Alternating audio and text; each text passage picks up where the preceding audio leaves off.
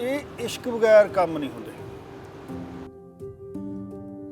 ਜੇ ਤਾਂ ਤੁਸੀਂ ਕੰਮ ਨੂੰ ਵਾਕਈ ਦਿਲੋਂ ਕਰਦੇ ਆ ਔਰ ਤੁਸੀਂ ਇਹ ਸੋਚੇ ਬਗੈਰ ਕਰਦੇ ਆ ਵੀ ਇਹ 'ਚੋਂ ਮੈਂ ਕੋਈ ਮੁਨਾਫਾ ਕਮਾਉਣਾ, ਫਿਰ ਇਹ ਕੰਮ ਚੱਲਦਾ ਰਹਿੰਦਾ। ਮੈਂ ਕਹਿੰਦਾ ਇੱਕ ਗੱਲ ਢਿੱਲੋਂ ਸਾਹਿਬ ਮੈਂ ਆਪਣੇ ਮਨ 'ਚ ਰੱਖੀ ਕਿ 47 ਦਾ ਜਿਹੜਾ ਇਹ ਵਿਸ਼ਾ ਆ ਇਹ ਬੜਾ ਦਰਦਨਾਕ ਆ। ਜਿਹੜੇ ਇੱਧਰੋਂ ਉੱਧਰ ਗਏ ਆ ਉਹ ਵੀ ਨਹੀਂ ਸੌਖੇ ਗਏ, ਤੇ ਆਲਣਿਆਂ ਨੂੰ ਛੱਡਣਾ ਬੜਾ ਮੁਸ਼ਕਿਲ ਹੁੰਦਾ, ਤੇ ਜਿਹੜੇ ਉੱਧਰੋਂ ਇੱਧਰ ਆਏ ਆ ਬਿਨਾਂ ਸ਼ੱਕ ਬੜੇ ਦੁੱਖਾਂ ਨਾਲ ਆਏ ਹੋਣਗੇ। 3-4 ਉਹਨਾਂ ਪਰਿਵਾਰਾਂ ਨੂੰ ਮਿਲਿਆ ਜਿਨ੍ਹਾਂ ਨੇ 1947 ਦੇ ਵਿੱਚ ਬਹੁਤ ਵਧੀਆ ਰੋਲ ਨਿਭਾਇਆ, ਉਹਨਾਂ ਦਾ ਧੰਨਵਾਦ ਕੀਤਾ। ਮੈਂ ਕਿਹਾ ਤੁਸੀਂ ਇਹ ਮੰਨ ਕੇ ਚੱਲੋ ਕਿ ਪੌਣੀ ਸਦੀ ਦੇ ਬਾਅਦ ਉਹ ਸਾਰੇ ਹਿੰਦੂ ਸਿੱਖ ਜਿਹੜੇ ਤੁਸੀਂ ਬਚਾ ਕੇ ਚੜ੍ਹਦੇ ਪੰਜਾਬ ਨੂੰ ਭੇਜੇ, ਮੈਂ ਉਹਨਾਂ ਵੱਲੋਂ ਆਇਆ, ਉਹਨਾਂ ਦਾ ਪ੍ਰਤੀਨਿਧ ਬਣ ਕੇ, ਤੇ ਮੈਂ ਤੁਹਾਡਾ ਧੰਨਵਾਦ ਕਰਦਾ, ਤੁਹਾਡੀ ਮਿਹਰਬਾਨੀ ਕਿ ਤੁਸੀਂ ਉਸ ਵੇਲੇ ਇਨਸਾਨੀਅਤ ਦਾ ਪੱਲਾ ਫੜੀ ਰੱਖਿਆ ਜਦੋਂ ਬਹੁਤੇ ਲੋਕ ਹੈਵਾਨ ਬਣ ਗਏ ਸੀ। ਨਾ ਕੋਈ ਕਾਨੂੰਨ ਸੀਗਾ, ਬੰਦੇ ਨੂੰ ਆਪਣੀ ਪੱਗ ਦਾ ਫਿਕਰ ਹੈ, ਇਹਨੂੰ ਮਿੱਟੀ ਨਾ ਲੱਗ ਜਾਏ, ਤੇ ਸਿਰ ਵੀ ਮਿੱਟੀ ਨੇ ਖਾਣਾ। ਵੀ ਪੱਗ ਦਾ ਫਿਕਰ ਨਾ ਕਰੋ। ਹਾਂ, ਤੁਸੀਂ ਇਹ ਦੇਖੋ ਕਿ ਸਾਨੂੰ ਮਿੱਟੀ ਉਡੀਕਦੀ ਆ, ਕਿਸੇ ਨੂੰ ਕਬਰ ਉਡੀਕਦੀ ਆ, ਕਿਸੇ ਨੂੰ ਮੜੀ ਉਡੀਕਦੀ ਆ। ਅਸੀਂ ਮੁਸਾਫਰ ਲੋਕ ਆ, ਚੰਦ ਪਲਾਂ ਲਈ ਚੰਦ ਸਮੇਂ ਲਈ ਇੱਥੇ ਆਏ ਆ। ਜੇ ਅਸੀਂ ਇੱਥੇ ਕੰਢੇ ਨਾ ਚੁੱਕ ਸਕੇ ਜਾਂ ਮਹਿਕ ਨਾ ਖੜਾ ਸਕੇ, ਸਾਡੀ ਜ਼ਿੰਦਗੀ ਦਾ ਫਿਰ ਮਕਸਦ ਕੋਈ। ਜਿਹੜੀ ਸਾਡੀ ਜਨਰੇਸ਼ਨ ਆ, ਸਾਡੀ ਜਨਰੇਸ਼ਨ ਨੂੰ ਵੱਡੇ ਦਿਲ ਨਾਲ ਇਹ ਮੰਨ ਲੈਣਾ ਚਾਹੀਦਾ ਕਿ ਗਲਤੀਆਂ ਹੋਈਆਂ ਇੱਧਰ ਵੀ ਹੋਈਆਂ, ਉੱਧਰ ਵੀ ਹੋਈਆਂ, ਕਿਤੇ ਘੱਟ ਹੋਈਆਂ, ਕਿਤੇ ਵੱਧ ਹੋਈਆਂ। ਸਾਨੂੰ ਇਹ ਮੰਨ ਲੈਣਾ ਚਾਹੀਦਾ ਕਿ ਗਲਤੀਆਂ ਦੋਨੇ ਪਾਸੇ ਹੋਈਆਂ, ਤੇ ਦੋਨੋਂ ਪਾਸਿਓਂ ਅਸੀਂ ਵੱਡਾ ਦਿਲ ਕਰਕੇ ਮਾਫੀ ਮੰਗੀਏ।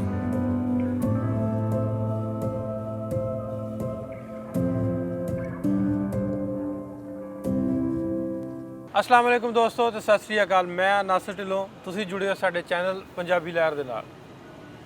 अज साडे कोल लाहौर दे विच बड़ी खास शख्सियत, मेरे बहुत ही पसंदीदा चढ़दे पंजाब तो, इंडिया तो साडे उस्ताद, साडे वड्डे वीर सावल धामी जी। पाकिस्तान दे विच बहुत सारी ऑडियंस, उन्हां दी बहुत सारे लोग उन्हां नूं सुणन वाले। इंडिया दे विच जे पार्टीशन स्टोरीज़ दी जो गल करदे आ, पार्टीशन स्टोरीज़ दा मुੱਢ बनण वाले ਜਿਹੜੇ ਪਹਿਲੇ ਮੈਂ ਕਹਾਂਗਾ ਸ਼ਖਸ ਨੇ, ਤੇ ਉਹ ਧਾਮੀ ਸਾਹਿਬ ਨੇ। ਇਹਨਾਂ ਦੀਆਂ ਵੀਡੀਓਜ਼ ਅੱਜ ਤੋਂ 10-12 ਸਾਲ ਪਹਿਲੋਂ ਦੀਆਂ ਵੀਡੀਓਜ਼ ਨੇ, ਜਦੋਂ ਕਿ ਮੈਨੂੰ ਲੱਗਦਾ ਸਾਨੂੰ YouTube ਦਾ ਪਤਾ ਵੀ ਨਹੀਂ ਸੀ। ਉਹਨਾਂ ਨਾਲ ਬੈਠਿਆਂ ਲਾਹੌਰ ਦੇ ਵਿੱਚ ਆਏ ਨੇ ਸਾਡੇ ਕੋਲ। ਬੜੀ ਖੁਸ਼ਕਿਸਮਤੀ ਤੇ ਬੜਾ ਸਾਡੇ ਵਾਸਤੇ ਮਾਣ ਵਾਲੀ ਗੱਲ ਕਿ ਸਾਡੇ ਨਾਲ ਬੈਠੇ ਨੇ। ਅੱਜ ਉਹਨਾਂ ਨਾਲ ਗੱਲਬਾਤ ਕਰਨੀ ਹੈ। ਅੱਜ ਅਸੀਂ ਬਿਲਕੁਲ ਅਨਰਿਫਾਈਨਡ ਗੱਲਾਂ ਬਾਤਾਂ ਕਰਨੀਆਂ ਵਾ, ਜਿਵੇਂ ਆਪਾਂ ਰੋਟੀ ਖਾਂਦੇ ਚੁੱਲ੍ਹੇ ਤੇ ਵੇਖਿਆ। ਧਾਮੀ ਸਾਹਿਬ ਵੈਲਕਮ। ਬਿਲਕੁਲ ਜੀ, ਮਿਹਰਬਾਨੀ ਜੀ, ਸ਼ੁਕਰੀਆ ਜੀ। ਸਤਿ ਸ੍ਰੀ ਅਕਾਲ ਤੇ ਵੈਲਕਮ ਤੁਹਾਨੂੰ ਲਾਹੌਰ ਆਇਆਂ ਨੂੰ। ਸਤਿ ਸ੍ਰੀ ਅਕਾਲ ਤੇ ਸਲਾਮ ਜੀ।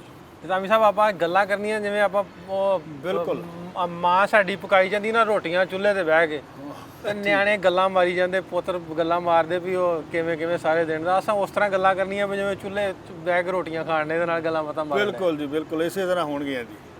ਕਿਵੇਂ ਰਿਹਾ ਸਰ ਸਫ਼ਰ ਪਾਕਿਸਤਾਨ ਦਾ ਪਹਿਲਾਂ ਸਾਰਿਆਂ ਨਾਲੋਂ? ਤੇ ਇਹ ਹੀ ਗੱਲ ਤੁਹਾਡੇ ਮਤਲਬ ਮੈਂ ਇਹ ਗੱਲ ਕਹਿਣਾ ਕਿ ਮੁਹੱਬਤ ਨਾਲ ਨੱਕੋ ਨੱਕ ਭਰ ਦਿੱਤਾ ਜੀ। ਅੱਛਾ, ਲਾਹੌਰੀਆਂ ਨੇ। ਤੇ ਖੁਸ਼ੀ ਇਸ ਗੱਲ ਦੀ ਵੀ ਆ ਕਿ ਜੰਮ ਪਏ ਆ, ਤੇ ਇਸ ਤੋਂ ਵੀ ਵੱਧ ਖੁਸ਼ੀ ਇਸ ਤਰ੍ਹਾਂ ਮੈਂ ਮਹਿਸੂਸ ਕਰਦਾ ਕਿ ਇੱਕ ਸੁਪਨਾ ਸੀਗਾ ਕਿ ਜਿਉਂਦੇ ਜੀ ਇੱਕ ਵਾਰ ਲਾਹੌਰ ਜ਼ਰੂਰ ਵੇਖਣਾ। ਅੱਜ ਵੇਖ ਲਿਆ ਅੱਲਾ ਕੀਤਾ। ਮੈਂ ਕਿਹਾ ਜੀ ਇਹ ਕਹਿ ਲਓ ਕਿ ਜਿਹੜੇ ਸਾਡੇ ਆਰਗੇਨਾਈਜ਼ਰ ਆ ਮੰਗ ਸਾਹਿਬ ਤੇ ਉਹਨਾਂ ਦੀ ਟੀਮ, ਉਹਨਾਂ ਦੀ ਮਿਹਰਬਾਨੀ ਹੋਈ, ਔਰ ਤੁਹਾਡੇ ਦੇਸ਼ ਨੇ ਵੀਜ਼ਾ ਦਿੱਤਾ। ਮੈਂ ਧੰਨਵਾਦੀ ਹਾਂ, ਸ਼ੁਕਰਗੁਜ਼ਾਰ ਹਾਂ, ਤੇ ਐਨ ਮੁਹੱਬਤ ਨਾਲ ਨੱਕੋ ਨੱਕ ਭਰਿਆ ਆ ਜੀ। ਵਾਹ ਜੀ ਵਾਹ। ਸਾਡੇ ਲਈ ਖੁਸ਼ਕਿਸਮਤੀ ਦੀ ਗੱਲ ਮੈਂ ਦੱਸਦਾ ਜਾਵਾਂ ਕਿ ਵਰਲਡ ਪੰਜਾਬੀ ਕਾਨਫਰੰਸ ਹੋ ਰਹੀ ਹੈ ਲਾਹੌਰ ਦੇ ਵਿੱਚ, ਤੇ ਉਹਦੇ 'ਚ ਆਏ ਨੇ ਹਿੱਸਾ ਲੈਣ ਵਾਸਤੇ, ਪਾਰਟਿਸਪੇਸ਼ਨ ਵਾਸਤੇ, ਤੇ ਖੁਸ਼ਕਿਸਮਤੀ ਦੇ ਨਾਲ ਸਾਨੂੰ ਮੌਕਾ ਮਿਲਿਆ ਇਹਨਾਂ ਦੇ ਕੋਲ ਬਹਿਣ ਦਾ। ਧਾਮੀ ਸਾਹਿਬ, ਲਾਹੌਰ ਦੀਆਂ ਤਾਂ ਬੜੀਆਂ ਗੱਲਾਂ ਸੁਣੀਆਂ ਹੋਣੀਆਂ। ਬਹੁਤ ਜੀ। ਮੈਂ ਲੈਲਪੁਰ ਦਾ, ਤੇ ਮੈਨੂੰ ਖਿੱਚ ਹੁੰਦੀ ਹੈ ਵੀ ਹਫ਼ਤੇ ਬਾਅਦ ਲਾਹੌਰ ਜਾਣਾ ਬਾਈ, ਤੇ ਐਂ ਜਿਵੇਂ ਕੋਈ ਸ਼ਹਿਰ ਰਹਿੰਦੀ ਨਹੀਂ ਆਪਣੀ, ਇਸ ਹਫ਼ਤੇ ਉਹ ਲੈਣ ਜਾਣਾ ਜੀ। ਤੇ ਉਹ ਇਸੇ ਤਰ੍ਹਾਂ ਹੀ ਆ ਖਿੱਚ। ਤੁਸੀਂ ਨੇੜੇ ਰਹਿੰਦੇ ਆ, ਤੁਹਾਡੇ ਦਿਲਾਂ 'ਚ ਖਿੱਚ ਆ। ਜਿੰਨਾ ਕੋਈ ਦੂਰ ਆ ਨਾ ਜੀ, ਉਨੀ ਖਿੱਚ ਵੀ ਜਿਹੜੀ ਉਹ ਵੱਧ ਜਾਂਦੀ ਆ। ਮੇਰਾ ਖਿਆਲ ਸਾਡੇ ਉਧਰਲੇ ਪੰਜਾਬ 'ਚ ਜ਼ਿਆਦਾ ਖਿੱਚਿਆ। ਤੇ ਲਾਹੌਰ ਤੇ ਇੱਕ ਅਜਿਹਾ ਸ਼ਹਿਰ ਆ ਜਿਹੜਾ ਪੂਰੇ ਪੰਜਾਬ ਦੀ ਕਲਚਰਲ ਹੱਬ ਰਿਹਾ। ਮਤਲਬ ਪਹਿਲਾਂ ਪੜ੍ਹਾਈ ਇੱਥੇ ਆਈ, ਪਹਿਲਾਂ ਵਧੀਆ ਇੰਸਟੀਟਿਊਸ਼ਨਸ ਇੱਥੇ ਆਈਆਂ। ਮਤਲਬ ਐ ਸਮਝ ਲਓ ਕਿ ਹਰੇਕ ਫੀਲਡ ਦੇ ਵਿੱਚ ਲਾਹੌਰ ਨੇ ਪੂਰੇ ਪੰਜਾਬ ਨੂੰ ਨਾ ਇਹ ਕਹਿ ਲਓ ਇੱਕ ਸੁਰਾਂ ਨਾਲ, ਸਾਜ਼ ਨਾਲ, ਸਾਹਿਤ ਨਾਲ ਤੇ ਫਿਰ ਪੋਲੀਟੀਕਲੀ ਵੀ। ਫਿਰ ਜਿਹੜੀ ਸਾਡੀ ਆਜ਼ਾਦੀ ਦਾ ਅੰਦੋਲਨ ਚੱਲਿਆ ਉਹਦੀ ਹਿਸਟਰੀ ਵੱਲੋਂ ਵੀ ਮਤਲਬ ਇਹ ਇੰਨਾ ਕਿ ਅਮੀਰ ਸ਼ਹਿਰ ਆ ਜੀ। ਤੇ ਜੇ ਇੱਥੇ ਆ ਕੇ ਕਿਸੇ ਪੰਜਾਬੀ ਨੇ ਮਤਲਬ ਸਲਾਮ ਨਹੀਂ ਕੀਤਾ, ਸ਼ਹਿਰ ਨੂੰ ਮਹਿਸੂਸ ਨਹੀਂ ਕੀਤਾ, ਇਹਦੀ ਮਹਿਕ ਨੂੰ ਨਹੀਂ ਮਾਣਿਆ, ਤੇ ਮੈਨੂੰ ਐਂ ਲੱਗਦਾ ਬਈ ਕੋਈ ਉਹਦੀ ਜ਼ਿੰਦਗੀ 'ਤੇ ਬਹੁਤ ਵੱਡੀ ਕਮੀ ਰਹਿ ਜੂਗੀ। ਰੰਗ ਕੋਈ ਨਹੀਂ ਇਹਦੀ ਜ਼ਿੰਦਗੀ 'ਚ। ਹਾਂ ਫਿਰ ਰੰਗਾਂ ਦੀ ਮਸ਼ਹੂਰੀ ਆ ਜੀ। ਪੂਰੇ ਪਾਕਿਸਤਾਨ ਦਾ ਨਾਮ ਆਉਂਦਾ ਨਾ ਹੋਵੇ ਤੇ ਲਾਹੌਰ ਦਾ ਨਾਮ ਜ਼ਰੂਰ ਪੰਜਾਬੀਆਂ ਨੂੰ ਆਉਂਦਾ, ਪੂਰੀ ਦੁਨੀਆ ਜਿੱਥੇ ਰਹਿਣ ਵਾਲੇ ਆ। ਬਿਲਕੁਲ। ਤੇ ਉਹ ਰੰਗ ਜਿਹੜੇ ਉਹ ਲੱਗਦੇ ਆ ਵੀ ਲਾਹੌਰ ਦੇ ਰੰਗ ਇਦਾਂ ਦੇ ਆ, ਲਾਹੌਰ ਇਦਾਂ ਦਾ, ਉਦਾਂ ਦਾ ਹੀ ਪਾਇਆ ਮੇਰਾ ਖਿਆਲ ਉਹਦੇ ਨਾਲੋਂ ਵੀ ਵੱਧ ਪਾਇਆ ਜੀ। ਅੱਛਾ। ਬਿਲਕੁਲ। ਆਮ ਲੋਕ ਇੱਕ ਬੜੀ ਸ਼ੁਗਲ ਵਾਲੀ ਗੱਲ ਤੁਹਾਨੂੰ ਮੈਂ ਦੱਸਦਾ, ਗੁਰਾਇਆ ਸਾਹਿਬ ਖੜੇ ਸੀਗੇ ਨਾਲ, ਦਲਜੀਤ ਸਿੰਘ ਸ਼ਾਹੀ ਖੜੇ ਸੀਗੇ, ਬੜੀਆਂ ਸੋਹਣੀਆਂ ਪੋਚਵੀਆਂ ਪੱਗਾਂ ਬੰਨ੍ਹ ਕੇ, ਨਾਲ ਮੈਂ ਖੜਾ ਸੀ। ਕੋਈ ਟੀਵੀ ਚੈਨਲ ਵਾਲੇ ਆਏ, ਉਹਨਾਂ ਨੇ ਪਹਿਲਾਂ ਗੁਰਾਇਆ ਸਾਹਿਬ ਨਾਲ ਗੱਲ ਕੀਤੀ, ਫਿਰ ਸ਼ਾਹੀ ਸਾਹਿਬ ਨਾਲ ਕੀਤੀ। ਮੈਂ ਉਡੀਕਦਾ ਰਿਹਾ ਮੇਰੀ ਵਾਰੀ ਆਊਗੀ, ਲੇਕਿਨ ਉਹ ਚੱਲ ਗਏ, ਮੁੜ ਗਏ। ਉਹ ਜਿਹੜੀ ਪੱਗ ਆ ਨਾ, ਪੱਗ ਦੀ ਜਿਹੜੀ ਇੱਥੇ ਇੱਕ ਕਹਿ ਲਓ ਇੱਜ਼ਤ ਆ, ਵਾਕਈ ਤੁਰੇ ਜਾਂਦੇ ਹਾਂ ਅਸੀਂ। ਗੁਰਤੇਜ ਘਾਰਵਾਲਾ ਜੀ ਨਾਲ ਮੈਂ ਬਹੁਤਾ ਸਮਾਂ ਗੁਜ਼ਾਰਦਾ, ਨਾਲ ਕੁਲਵੀਰ ਗੋਜਰਾ ਮੇਰੇ ਦੋਸਤ ਹੁੰਦੇ ਆ। ਤੁਰੇ ਜਾਂਦੇ ਹਾਂ ਅਸੀਂ, ਸਾਨੂੰ ਕੋਈ ਨਹੀਂ ਗੌਲਦਾ।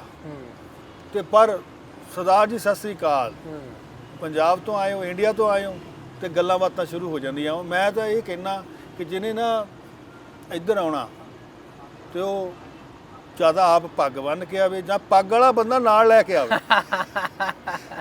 ਕਿਉਂਕਿ ਉਹ ਨਾ ਉਹ ਤੁਹਾਨੂੰ ਯਾਦ ਹੋਣਾ, ਪਰਸੋਂ ਆਪਣੇ ਦੋਸਤ ਸਨ ਤੁਹਾਡੇ ਵੀ ਬੜੇ ਪਿਆਰ ਕਰਨ ਵਾਲੇ ਨੇ, ਉਹ ਜਾਂਦੇ ਰਹਿੰਦੇ, ਉਹ ਵੀ ਇੰਡੀਆ ਦੇ ਵਿੱਚ। ਸਾਡੇ ਇੱਥੇ ਪੰਜਾਬ ਦੇ ਐਗਰੀਕਲਚਰ ਦੇ ਡੀਜੀ ਨੇ, ਡਾਇਰੈਕਟਰ ਜਨਰਲ ਨੇ, ਉਹਨਾਂ ਨਾਲ ਮੁਲਾਕਾਤ ਹੋਈ ਸੀ ਅੰਜਮ ਅਲੀ ਬੁੱਟਰ ਸਾਹਿਬ ਨਾਲ। ਬਿਲਕੁਲ। ਉਹ ਹੋਇਆ ਇਦਾਂ ਵੀ ਤੁਹਾਨੂੰ ਨਹੀਂ ਪਤਾ ਲੱਗਾ ਸਾਰੀ ਗੱਲ ਦਾ। ਜੀ ਜੀ। ਉਹ ਜਦੋਂ ਉਹਨਾਂ ਨੂੰ ਮੈਂ ਦੱਸਿਆ ਨਾ ਵੀ ਧਾਮੀ ਸਾਹਿਬ ਆਪਣੇ ਕੋਲ ਇੱਥੇ ਦਫ਼ਤਰ, ਮੈਂ ਉਹਨਾਂ ਨੂੰ ਬੁਲਾਇਆ, ਧਾਮੀ ਸਾਹਿਬ ਨੂੰ ਦਫ਼ਤਰ ਬੁਲਾਇਆ ਤੇ ਦਫ਼ਤਰ ਆ ਰਹੇ ਨੇ। ਉਹਨਾਂ ਨੇ ਨਾ ਆਪਣੇ ਜਿਹੜਾ ਉਹਨਾਂ ਦਾ ਪੀਏ ਆ ਉਹਨੂੰ ਕਾਲ ਕੀਤੀ ਵੀ ਤੂੰ ਨਾ ਫੁੱਲਾਂ ਦਾ ਗੁਲਦਸਤਾ ਲੈ ਆ। ਜਦੋਂ ਧਾਮੀ ਸਾਹਿਬ ਆਏ ਤੇ ਉਹਨਾਂ ਨੂੰ ਫੁੱਲਾਂ ਦਾ ਗੁਲਦਸਤਾ ਪੇਸ਼ ਕਰਨਾ। ਹੁਣ ਉੱਥੇ ਤੁਹਾਨੂੰ ਪਤਾ ਵਾ ਉਹ ਕਬੱਡੀ ਵਾਲੇ ਮੁੰਡੇ ਆਏ ਤੇ ਰਸ਼ ਵਾਹਵਾ ਪਿਆ ਹੈ। ਜੀ ਜੀ। ਉਹ ਹੁਣ ਜਿਹੜੇ ਪੀਏ ਵਿਚਾਰਾ ਵਾ, ਉਹ ਕੈਨੇਡਾ ਵਾਲੇ, ਉਹਨਾਂ ਵੀ ਪੱਗ ਕੋਈ ਨਹੀਂ ਬੰਨੀ ਤੇ ਤੁਸੀਂ ਵੀ ਕੋਈ ਨਾ ਬੰਨੀ। ਜੀ ਜੀ। ਤੁਸੀਂ ਮੇਲ ਮੂਲ ਕੇ ਚਾਹ ਚੂ ਪੀ ਕੇ ਤੁਰ ਗਏ।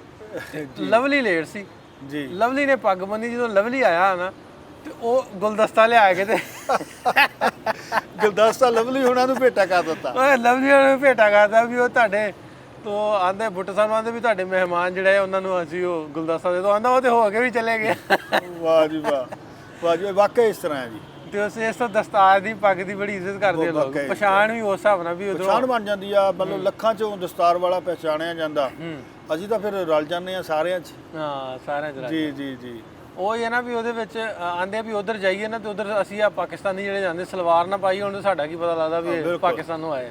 ਜੇ ਪਾਈ ਹੋਏ ਤੇ ਫਿਰ ਥੋੜੀ ਜਿਹੀ ਪਛਾਣ ਹੁੰਦੀ। ਜੀ ਜੀ ਜੀ ਜੀ। ਅੱਛਾ ਧਾਮੀ ਸਾਹਿਬ, ਇਹ ਤੇ ਆਪਾਂ ਲਾਹੌਰ ਦੀਆਂ ਗੱਲਾਂ ਮਾਰਨ ਰਹੇ ਤੇ ਵੈਸੇ ਕਿਸ ਤਰ੍ਹਾਂ ਮੈਨੂੰ ਵੀ ਅਕਸਰ ਕੁਐਸਚਨ ਹੁੰਦਾ ਖਿਆਲ ਹੁੰਦਾ ਕਰਦੇ ਲੋਕ ਪਾਰਟੀਸ਼ਨ ਸਟੋਰੀਜ਼ ਨੂੰ ਇੱਕ ਨੌਕਰੀ ਕਰਨ ਦੇ ਨਾਲ ਪਾਰਟੀਸ਼ਨ ਸਟੋਰੀਜ਼, ਕਿਉਂਕਿ ਤੇ ਐਫਰਟ ਬਹੁਤ ਹੁੰਦੀ ਹੈ, ਮਿਹਨਤ ਬਹੁਤ ਲੱਗਦੀ ਹੈ, ਕਿਉਂਕਿ ਸਾਨੂੰ ਪਤਾ ਹੈ ਨਾ ਅਸੀਂ ਕਰਦੇ ਹਾਂ। ਮਤਲਬ ਇਹ ਇਸ਼ਕ ਬਗੈਰ ਕੰਮ ਨਹੀਂ ਹੁੰਦੇ। ਜੇ ਤਾਂ ਤੁਸੀਂ ਕੰਮ ਨੂੰ ਵਾਕਈ ਦਿਲੋਂ ਕਰਦੇ ਆ ਔਰ ਤੁਸੀਂ ਇਹ ਸੋਚੇ ਬਗੈਰ ਕਰਦੇ ਆ ਵੀ ਇਹ 'ਚੋਂ ਮੈਂ ਕੋਈ ਮੁਨਾਫਾ ਕਮਾਉਣਾ, ਫਿਰ ਇਹ ਕੰਮ ਚੱਲਦਾ ਰਹਿੰਦਾ। ਜਿੱਦਾਂ ਸਾਡੇ ਨਾਲ ਅਸੀਂ ਬਹੁਤ ਬੰਦਿਆਂ ਨੇ ਇਮੋਸ਼ਨਲ ਹੋ ਕੇ ਕੰਮ ਸ਼ੁਰੂ ਕੀਤੇ, ਕੋਈ ਵੀ ਕੰਮ ਆ ਬਾਅਦ 'ਚ ਛੱਡ ਜਾਂਦੇ ਆ। ਸੋ ਮੈਨੂੰ ਇੱਦਾਂ ਲੱਗਦਾ ਵੀ ਮੈਨੂੰ ਪੰਜਾਬ ਨਾਲ ਕੁਝ ਵੱਧ ਇਸ਼ਕ ਆ। ਹੋ ਸਕਦਾ ਮੇਰਾ ਵਹਿਮ ਹੋਵੇ, ਆਸ਼ਕ ਪਰੇ ਤੋਂ ਪਰੇ ਆ। ਤੇ ਮੈਨੂੰ ਐਂ ਵੀ ਲੱਗਦਾ ਕਿ ਜਿਹੜਾ ਪੰਜਾਬ ਵੱਡਾ ਸਾਡਾ ਵਿਸ਼ਾਲ ਪੰਜਾਬ ਸੀਗਾ, ਮੈਂ ਉਹਨੂੰ ਨਾ ਐਵੇਂ ਤਸੱਬਰ ਦੇ ਵਿੱਚ ਮਹਿਸੂਸ ਕਰਦਾ ਰਹਿਣਾ। ਜਦੋਂ ਮੈਂ ਹੋਸ਼ ਸੰਭਾਲੀ, ਸਾਡੇ ਪਿੰਡ ਦੇ ਵਿੱਚ ਕੋਈ ਚੌਥਾ ਹਿੱਸਾ ਮੁਸਲਮਾਨਾਂ ਦੀ ਆਬਾਦੀ ਸੀ ਔਰ 47 ਤੋਂ ਪਹਿਲਾਂ ਸਾਡੇ ਪਿੰਡ ਬਹੁਤ ਵਧੀਆ ਕਲਾਕਾਰ ਵੱਸਦੇ ਸੀਗੇ। ਤੇ ਮੈਂ ਉਹਨਾਂ ਦੀ ਜਦੋਂ ਗੱਲਾਂ ਸੁਣਦਾ ਸੀ, ਮੇਰੇ ਅੰਦਰ ਇੱਕ ਖਾਸ ਜੀ ਜਾਗੀ ਕਿ ਇਹਨਾਂ ਬੰਦਿਆਂ ਬਾਰੇ ਜਾਣਿਆ ਜਾਵੇ। ਕੌਣ ਸੀ ਉਹ ਲੋਕ, ਕਿਵੇਂ ਵੱਸਦੇ ਸੀ, ਕਿਉਂ ਚਲ ਗਏ, ਕੀ ਹੋਇਆ ਸੀ, ਕੀ ਵਾਪਰਿਆ ਸੀ। ਬਸ ਇੱਕ ਇਸ ਤਰ੍ਹਾਂ ਦੀਆਂ ਗੱਲਾਂ ਤੋਂ ਸ਼ੁਰੂਆਤ ਹੋਈ। ਸ਼ੁਰੂਆਤ ਹੁੰਦੀ ਇੱਕ ਪਿੰਡ ਤੋਂ ਦੂਜੇ ਪਿੰਡ, ਫਿਰ ਨਾਲ ਦੇ ਪਿੰਡ, ਸਾਡਾ ਪਿੰਡ ਜਿਹੜਾ ਸਿੰਗੜੀ ਵਾਲਾ ਆ, ਉਹਦੇ ਲਹਿੰਦੇ ਪਾਸੇ ਚੱਕ ਗੁਜਰਾਂ ਆ, ਨਰੋਲ ਮੁਸਲਮਾਨਾਂ ਦਾ ਪਿੰਡ ਸੀ ਉਹ। ਗੁਜਰਾਂ ਤੇ ਅਰਾਈ ਮੁਸਲਮਾਨਾਂ ਦਾ ਪਿੰਡ ਸੀ। ਫਿਰ ਮੈਂ ਉਹਨਾਂ ਤੱਕ ਪਹੁੰਚ ਕੀਤੀ। ਫਿਰ ਮੈਨੂੰ ਪਤਾ ਲੱਗਾ ਵੀ ਜਿਹੜੇ ਇੱਧਰੋਂ ਉੱਧਰ ਗਏ ਆ ਉਹ ਵੀ ਨਹੀਂ ਸੌਖੇ ਗਏ, ਤੇ ਆਲਣਿਆਂ ਨੂੰ ਛੱਡਣਾ ਬੜਾ ਮੁਸ਼ਕਲ ਹੁੰਦਾ, ਤੇ ਜਿਹੜੇ ਉੱਧਰੋਂ ਇੱਧਰ ਆਏ ਆ ਬਿਨਾਂ ਸ਼ੱਕ ਬੜੇ ਦੁੱਖਾਂ ਨਾਲ ਆਏ ਹੋਣਗੇ। ਸੋ ਜਿਹੜੀ ਦੁੱਖਾਂ ਦੀ ਕਹਾਣੀ ਸੀ, ਮੈਂ ਇੱਕ ਗੱਲ ਢਿੱਲੋਂ ਸਾਹਿਬ ਮੈਂ ਆਪਣੇ ਮਨ 'ਚ ਰੱਖੀ ਕਿ 47 ਦਾ ਜਿਹੜਾ ਇਹ ਵਿਸ਼ਾ ਆ ਇਹ ਬੜਾ ਦਰਦਨਾਕ ਆ। ਇਹਦੇ ਵਿੱਚ ਲਹੂ ਦੇ ਦਰਿਆ ਵਗ ਗਏ। ਇਹ ਮੈਂ ਕਹੂੰਗਾ ਸਾਡੇ ਪੰਜਾਬੀਆਂ ਦੇ ਸਿਰ 'ਤੇ ਕਲੰਕ ਵੀ ਹੈ। ਇਹ ਸਾਡੇ ਮੱਥੇ 'ਤੇ ਅਜਿਹਾ ਕਲੰਕ ਆ ਕਿ ਇਹਦਾ ਥੋੜ੍ਹਾ ਬਹੁਤਾ ਇਲਾਜ ਇਸੇ ਤਰ੍ਹਾਂ ਹੋ ਸਕਦਾ, ਇਹ ਕਲੰਕ ਨੂੰ ਧੋਇਆ ਜਾ ਸਕਦਾ ਜੇ ਕਿਤੇ ਨਾ ਅਸੀਂ ਹੁਣ, ਭਾਵੇਂ ਸਾਡੀ ਉਹ ਨਸਲ ਚੱਲ ਗਈ ਆ ਦੁਨੀਆ ਤੋਂ, ਅਸੀਂ ਨਾ ਇੱਕ ਦੂਜੇ ਨੂੰ ਮਾਫ ਕਰੀਏ ਤੇ ਕਬੂਲ ਵੀ ਕਰੀਏ। ਮੇਰੀ ਮਾਫੀ ਨੂੰ ਕਬੂਲ ਵੀ ਕਰੀਏ। ਔਰ ਦੂਜੀ ਗੱਲ ਇਹ ਵੀ ਜੇ ਗੁਨਾਹ ਕੀਤੇ ਆ ਉਹਨੂੰ ਵੀ ਕਬੂਲ ਕਰੀਏ। ਮੈਂ ਆਪਣੇ ਚੈਨਲ ਤੇ ਕੁਝ ਬਜ਼ੁਰਗਾਂ ਨੂੰ ਚੈਨਲ ਤੇ ਮਾਫੀ ਮੰਗਾਈ ਆ ਕਿ ਤੁਸੀਂ ਗਏ ਸੀ ਫਲਾਣੇ ਪਿੰਡ, ਹਮਲਾ ਹੋਇਆ ਸੀ, ਤੁਸੀਂ ਅੱਜ ਤੁਹਾਡੇ ਕੋਲ ਸਮਾਂ ਆ, ਕੱਲ ਨੂੰ ਮੌਤ ਆ ਗਈ, ਪਰਸੋਂ ਨੂੰ ਕੋਈ ਵਕਤ ਨਹੀਂ ਰਹਿਣਾ, ਅੱਜ ਮੌਕਾ ਆ, ਅੱਜ ਮਾਫੀ ਮੰਗ ਲਓ। ਔਰ ਉਹਨਾਂ ਨੇ ਮਾਫੀ ਮੰਗੀ ਆ। ਦੇਖੋ ਮਾਫ ਕਰਨਾ ਮੇਰਾ ਖਿਆਲ ਸਭ ਤੋਂ ਵੱਡੀ ਗੱਲ ਆ। ਸੋ ਇਸ ਤਰ੍ਹਾਂ ਇੱਕ ਸ਼ੁਰੂਆਤ ਮੈਂ ਕੀਤੀ ਇੱਕ ਪੋਜ਼ਿਟਿਵ ਥਿੰਕਿੰਗ ਦੇ ਨਾਲ, ਔਰ ਮੈਨੂੰ ਉਹਦਾ ਰਿਸਪੌਂਸ ਜਦੋਂ ਮੈਂ ਲਾਹੌਰ ਆਇਆ, ਉੱਧਰਲੇ ਪੰਜਾਬ 'ਚ ਵੀ ਮਿਲਦਾ, ਜਿਹੜੇ ਵਿਦੇਸ਼ਾਂ 'ਚ ਰਹਿੰਦੇ ਆ ਸਾਡੇ ਉਹ ਵੀ ਦੇਖਦੇ ਆ, ਜਿਹੜੇ ਹਿੰਦੀ ਬੋਲਦੇ ਇਲਾਕੇ ਆ ਸਾਡੇ ਉਹਦੇ ਵਿੱਚ ਵੀ ਮੇਰੇ ਵੇਖਣ ਵਾਲੇ ਆ, ਔਰ ਇੱਧਰ ਕੁਛ ਜ਼ਿਆਦਾ ਆ। ਅਤੇ ਮੈਂ ਜਦੋਂ ਹੁਣ ਲਾਹੌਰ 'ਚ ਆਇਆ ਅਤੇ ਪਤਾ ਲੱਗਦਾ ਜਿਨ੍ਹਾਂ ਪਿੰਡਾਂ ਦੇ ਲੋਕਾਂ ਦੀ ਮੈਂ ਕਹਾਣੀ ਪਾਈ, ਅਤੇ ਜਿਹੜੇ ਮੈਨੂੰ ਦੇਖਦੇ ਆ ਉਹ ਮੈਨੂੰ ਮਿਲਣ ਆਉਂਦੇ ਆ, ਅਤੇ ਮੈਨੂੰ ਐਂ ਲੱਗਦਾ ਕਿ ਜੇ ਮੈਂ ਇੱਥੇ ਦੱਸ ਕੇ ਆਉਂਦਾ ਤਾਂ ਸ਼ਾਇਦ ਮੇਰੇ ਇੰਤਜ਼ਾਰ ਦੇ ਵਿੱਚ ਬਹੁਤ ਲੋਕ ਖੜ੍ਹੇ ਹੁੰਦੇ। ਹੁਣ ਵੀ ਮੈਨੂੰ ਪਤਾ ਨਹੀਂ ਕਿੰਨੇ ਫੋਨ ਆਏ ਆ ਵੀ ਧਾਮੀ ਸਾਹਿਬ ਨੂੰ ਮਿਲਣਾ ਜੀ। ਉਹ ਅਸਲ 'ਚ ਤਾਂ ਲੱਗਦਾ ਵੀ ਜਿਵੇਂ ਜੇ ਵੀਡੀਓਜ਼ ਦੇ 10,000 ਵਿਊਜ਼ ਨੇ ਨਾ ਇੱਕ ਦੇ, ਤੇ ਉਹ ਵੀਡੀਓਜ਼ ਉਹਨਾਂ ਨਾਲ ਲੱਗਣ ਜਿਨ੍ਹਾਂ ਨੇ ਵੇਖੀ ਨਾ, ਉਹਨਾਂ ਦਾ ਜਿਹਨਾਂ ਤੇ ਨਕਸ਼ ਆ ਜੀ, ਖਾਸ ਤੌਰ ਤੇ ਉਹਨਾਂ ਲੋਕਾਂ ਨਾਲ ਜਿਨ੍ਹਾਂ ਦੇ ਨਾਲ ਜੁੜੀ ਹੈ। ਬਿਲਕੁਲ ਉਹ ਨਹੀਂ ਭੁੱਲਦੇ ਕਿਤੇ ਵੀ। ਮਾਫੀ ਦੀ ਗੱਲ ਸੀ, ਤੁਸੀਂ ਸਾਹਿਤਕਾਰ ਵੀ ਹੋ, ਵੇਖਦੇ ਹੋ, ਬਹੁਤ ਸੋਹਣਾ ਸੂਝਵਾਨ ਹੋ, ਪ੍ਰੋਫੈਸਰ ਹੋ, ਅਸੀਂ ਤੇ ਅਨਪੜ੍ਹ ਜਿਹੇ ਬੰਦੇ ਆ। ਤੇ ਇਹ ਮੈਨੂੰ ਇੱਕ ਗੱਲ ਦੱਸਣੀ ਆ, ਮਾਫੀ ਦਾ ਸ਼ਊਰ ਕਦੋਂ ਪੈਦਾ ਹੁੰਦਾ ਵੀ ਮਾਫੀ ਐਕਸੈਪਟ ਕਰਨਾ ਵੀ ਮੈਂ ਮਾਫੀ ਮੰਗਣੀ ਹੈ? ਐਕਚੁਅਲੀ ਜਦੋਂ ਤੁਸੀਂ ਕਬੂਲ ਕਰ ਲੈਂਦੇ ਆ ਕਿ ਤੁਸੀਂ ਭੁੱਲ ਕੀਤੀ ਆ। ਮੈਂ ਤਾਂ ਇਹ ਕਹਿੰਦਾ ਵੀ ਉਹ ਜਨਰੇਸ਼ਨ ਚੱਲ ਗਈ ਜਿਨ੍ਹਾਂ ਨੇ ਗੜਾਸੇ ਚੁੱਕੇ, ਤਲਵਾਰਾਂ ਚੁੱਕੀਆਂ, ਨੇਜੇ ਚੁੱਕੇ। ਉਹਨਾਂ 'ਚ ਉਹ ਲੋਕ ਵੀ ਬਹੁਤੇ ਚੱਲ ਗਏ ਜਿਨ੍ਹਾਂ ਨੇ ਬਚਾਇਆ, ਸਦੀਆਂ ਦੀਆਂ ਸਾਂਝਾਂ ਨੂੰ ਪਾਲਿਆ। ਜਿਹੜੀ ਸਾਡੀ ਜਨਰੇਸ਼ਨ ਆ, ਸਾਡੀ ਜਨਰੇਸ਼ਨ ਨੂੰ ਵੱਡੇ ਦਿਲ ਨਾਲ ਇਹ ਮੰਨ ਲੈਣਾ ਚਾਹੀਦਾ ਕਿ ਗਲਤੀਆਂ ਹੋਈਆਂ, ਇੱਧਰ ਵੀ ਹੋਈਆਂ, ਉੱਧਰ ਵੀ ਹੋਈਆਂ, ਕਿਤੇ ਘੱਟ ਹੋਈਆਂ, ਕਿਤੇ ਵੱਧ ਹੋਈਆਂ। ਦੇਖੋ ਪਾਕਿਸਤਾਨ ਬਣ ਗਿਆ, ਹਿਜਰਤ ਹੋਣੀ ਸੀ। ਇਸ ਹਿਜਰਤ ਦੇ ਜਿਹੜੇ ਵਿੱਚ ਜਿਹੜੀਆਂ ਬਦ ਇੰਤਜ਼ਾਮੀਆਂ ਹੋਈਆਂ, ਕੋਈ ਪ੍ਰਬੰਧ ਨਹੀਂ ਕੀਤਾ ਗਿਆ, ਠੀਕ ਹੈ ਜੀ। ਲੰਮਾ ਸਫ਼ਰ ਸੀਗਾ, ਇਹ ਵੀ ਨਹੀਂ ਪਤਾ ਸੀ ਕਿੱਥੇ ਜਾਣਾ, ਠੀਕ ਹੈ ਜੀ। ਅਤੇ ਰਸਤੇ ਦੇ ਵਿੱਚ ਤੁਹਾਨੂੰ ਪਤਾ ਇੱਕ ਬੇਵੱਸ ਲਾਚਾਰ ਲੋਕ ਨਿਹੱਥੇ ਇੱਧਰੋਂ ਇੱਧਰ ਆ ਰਹੇ ਆ, ਅਤੇ ਜਿਹੜੇ ਉਹ ਚੰਦ ਡਾਕੂ ਹੈ ਨਾ ਜੀ, ਭੁੱਖੇ ਲੋਕ ਸੀ, ਉਹਨਾਂ ਨਾਲ ਜਿੰਨਾ ਅਸੀਂ ਬੁਰਾ ਸੋਚ ਸਕਦੇ ਹਾਂ ਉਸ ਤੋਂ ਵੀ ਵੱਧ ਕੀਤਾ, ਠੀਕ ਹੈ। ਸੋ ਹੁਣ ਪਰ ਇਹ ਸਮਾਂ ਲੰਘ ਗਿਆ। ਹੁਣ ਜਿਸ ਸਮੇਂ 'ਤੇ ਅਸੀਂ ਆ ਗਏ ਹਾਂ, ਸਾਨੂੰ ਇਹ ਮੰਨ ਲੈਣਾ ਚਾਹੀਦਾ ਕਿ ਗਲਤੀਆਂ ਦੋਨੇ ਪਾਸੇ ਹੋਈਆਂ, ਅਤੇ ਦੋਨੋਂ ਪਾਸਿਓਂ ਅਸੀਂ ਵੱਡਾ ਦਿਲ ਕਰਕੇ ਮਾਫੀ ਮੰਗੀਏ। ਅਤੇ ਹੁਣ ਮੈਂ ਤੁਹਾਨੂੰ ਕੱਲ੍ਹ ਦੀ ਗੱਲ ਦੱਸਦਾ। ਕੱਲ੍ਹ ਇੱਕ ਬੜੀ ਖੂਬਸੂਰਤ ਘਟਨਾ ਹੋਈ। ਮੈਂ ਕੱਲ੍ਹ 3-4 ਉਹਨਾਂ ਪਰਿਵਾਰਾਂ ਨੂੰ ਮਿਲਿਆ ਜਿਨ੍ਹਾਂ ਨੇ 1947 ਦੇ ਵਿੱਚ ਬਹੁਤ ਵਧੀਆ ਰੋਲ ਨਿਭਾਇਆ। ਉਹ ਸਿਆਲਕੋਟ ਦੇ ਪਰਿਵਾਰ ਸੀ, ਇੱਕ ਡਸਕੇ ਦਾ ਸ਼ਾਹੀ ਪਰਿਵਾਰ ਸੀਗਾ, ਇੱਕ ਚੀਮਾ ਪਰਿਵਾਰ ਸੀ, ਇੱਕ ਵਿਰਕ ਸੀਗਾ ਇਬਨਵਾਲੀ ਦਾ। ਅਤੇ ਮੈਂ ਉਹਨਾਂ ਦਾ ਧੰਨਵਾਦ ਕੀਤਾ। ਮੈਂ ਕਿਹਾ ਤੁਸੀਂ ਇਹ ਮੰਨ ਕੇ ਚੱਲੋ ਕਿ ਪੌਣੀ ਸਦੀ ਦੇ ਬਾਅਦ ਉਹ ਸਾਰੇ ਹਿੰਦੂ ਸਿੱਖ ਜਿਹੜੇ ਤੁਸੀਂ ਬਚਾ ਕੇ ਚੜ੍ਹਦੇ ਪੰਜਾਬ ਨੂੰ ਭੇਜੇ, ਮੈਂ ਉਹਨਾਂ ਵੱਲੋਂ ਆਇਆ, ਉਹਨਾਂ ਦਾ ਪ੍ਰਤੀਨਿਧ ਬਣ ਕੇ, ਤੇ ਮੈਂ ਤੁਹਾਡਾ ਧੰਨਵਾਦ ਕਰਦਾ, ਤੁਹਾਡੀ ਮਿਹਰਬਾਨੀ ਕਿ ਤੁਸੀਂ ਉਸ ਵੇਲੇ ਇਨਸਾਨੀਅਤ ਦਾ ਪੱਲਾ ਫੜੀ ਰੱਖਿਆ ਜਦੋਂ ਬਹੁਤੇ ਲੋਕ ਹੈਵਾਨ ਬਣ ਗਏ ਸੀ। ਨਾ ਕੋਈ ਕਾਨੂੰਨ ਸੀਗਾ, ਨਾ ਕੋਈ ਦੇਖਣ ਵਾਲਾ ਸੀ, ਨਾ ਕੋਈ ਜਿੰਨੇ ਮਰਜ਼ੀ ਕਤਲ ਕਰ ਦੋ ਤੇ ਨਾ ਕੋਈ ਸਜ਼ਾ ਦੇਣੇ ਵਾਲਾ ਸੀ। ਸੋ ਮੈਂ ਇਹਨੂੰ ਐਂ ਲੱਗਦਾ ਕਿ ਇਹ ਲੋਕ ਇੱਧਰ ਵੀ ਤੇ ਉੱਧਰ ਵੀ ਜਿਨ੍ਹਾਂ ਨੇ 47 ਦੇ ਵਿੱਚ ਇੱਕ ਵਧੀਆ ਰੋਲ ਨਿਭਾਇਆ, ਇਹਨਾਂ ਦੇ ਨਾਂ ਤੇ ਅਵਾਰਡ ਸ਼ੁਰੂ ਹੋਣੇ ਚਾਹੀਦੇ। ਬੜੇ ਨਾਂ ਆ ਤੁਹਾਡੇ ਸਿਆਲਕੋਟ, ਗੁਜਰਾਤ, ਜਿਨ੍ਹਾਂ ਨੇ ਕੁਝ ਕੀਤਾ, ਜਿਨ੍ਹਾਂ ਨੇ ਮਾੜਾ ਕੀਤਾ ਉਹ ਮਾਫੀ ਵੱਲ ਵਧਣ, ਉਹਨੂੰ ਤੇ ਜਿਨ੍ਹਾਂ ਭੁੱਲ ਨਾਲ ਜਾਓ। ਜਿਨ੍ਹਾਂ ਨਾਲ ਹੋਇਆ ਉਹ ਮਾਫੀ ਨੂੰ ਕਬੂਲ ਕਰਨ, ਤੇ ਜਿਨ੍ਹਾਂ ਨੇ ਵਧੀਆ ਕੀਤਾ ਉਹਨਾਂ ਨੂੰ ਉਹਨਾਂ ਦੇ ਨਾਂ ਤੇ ਅਵਾਰਡ।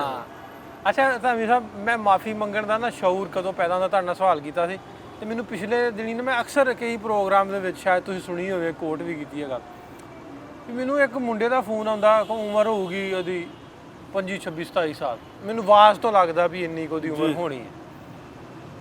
ਮੈਨੂੰ ਆਂਦਾ ਵੀ ਫਲਾਣਾ ਬੰਦਾ, ਫਲਾਣੀ ਫੈਮਿਲੀ, ਯਾਰ ਤੁਸੀਂ ਤੁਹਾਡੇ ਬੜੇ ਉਧਰ ਰਿਸੋਰਸਿਸ ਨੇ, ਉਹਨਾਂ ਦਾ ਪਤਾ ਲੱਗ ਸਕਦਾ ਕਿੱਥੇ ਨੇ। ਮੈਂ ਕਿਹਾ ਯਾਰ ਤੂੰ ਕਹਿਣਾ ਕੀ ਆ, ਮੈਨੂੰ ਦੱਸ ਉਹਨਾਂ ਦਾ ਵੀ ਕੰਮ ਕੀ ਆ।